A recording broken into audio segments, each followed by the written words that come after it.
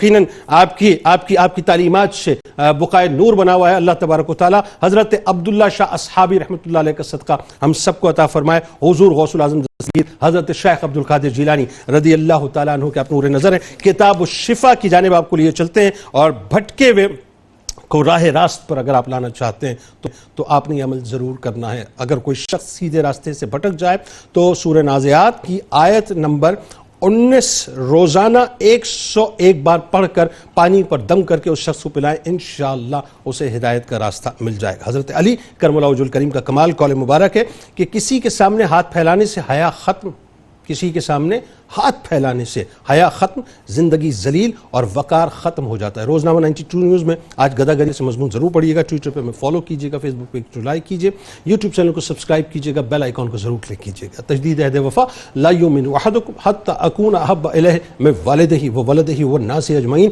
اللہ تعالیٰ آپ کا، ہمارا، ہم سب کا، پاکستان کا اور امت مسلمہ کا حامی و ناصر ہو، آمین. آئیے مل کے نعرہ لگاتے ہیں. پاکستان کا مطلب کیا؟ لا الہ الا اللہ محمد رسول اللہ صلی اللہ علیہ وآلہ وسلم.